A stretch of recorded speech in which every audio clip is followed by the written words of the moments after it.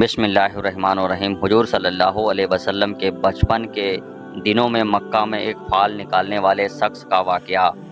خانہ کعبہ کے سائے میں حضرت عبد المطلب کے لیے ایک تخت بچھایا جاتا تھا۔ عبد المطلب آ کر اس تخت پر بیٹھ جاتے، ان کے سارے بیٹے ان کے ارد گرد بیٹھتے، لیکن اس مسند پر کوئی نہ بیٹھتا۔ ایسے میں اگر حضور صلی اللہ علیہ وسلم تشریف لے آتے تو سیدھے اس تخت پر جا بیٹھتے۔ اس وقت آپ صلی اللہ علیہ وسلم بہت چھوٹے تھے۔ آپ کے چچا آپ کو تخت سے اتارنا چاہتے تو عبد المطلب انہیں روک دیتے اور ان سے کہتے، میرے بیٹے کو کچھ نہ کہو، اللہ کی قسم اس کی بہت بڑی شان ہوگی۔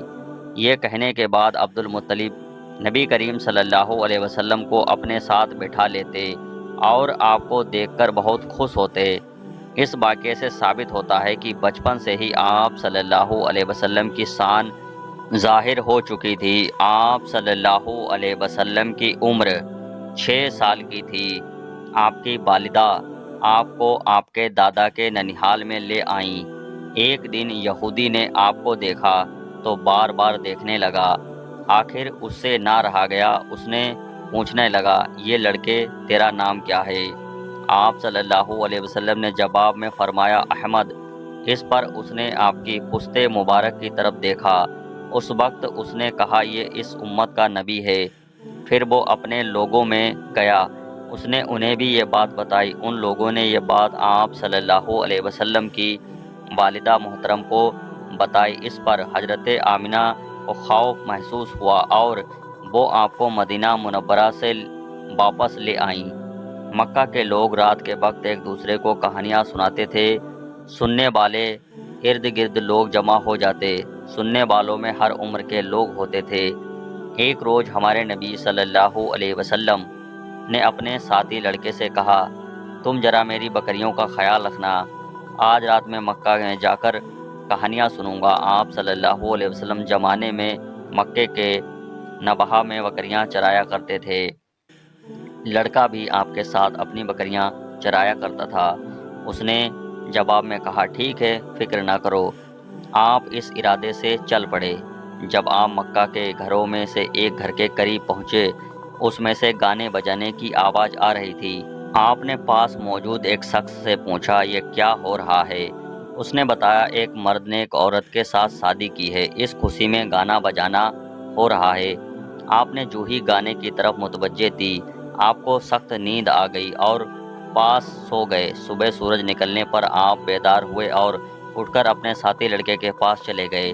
اس نے جب رات کی تفصیل پوچھی تو آپ نے اسے بتا دیا کہ کیا ہوا تھا۔ اس طرح ایک اور دن آپ نے اس سے فرمایا، تم آج رات میری بکریوں کا خیال رکھنا، میں مکے میں جا کر کہانیاں سنوں گا۔ اس نے کہا، ٹھیک ہے۔ آپ مکے کی طرف روانہ ہوئے۔ پہلی رات کی طرح آپ کو پھر ایک گھر سے گانے بجانے کی آواز آئی، لیکن جو ہی آپ نے اس طرف کان لگانے چاہے، اللہ تعالیٰ نے آپ پر نیند طاری کر دی اور صبح سورج نکلنے پر آپ کی آنکھ کھلی۔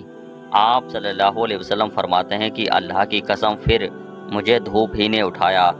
آپ اپنے ساتھی کے پاس لوٹ آئے۔ اس نے پھر رات کی کیفیت کے بارے میں پوچھا تو آپ نے ساری بات بتا دی۔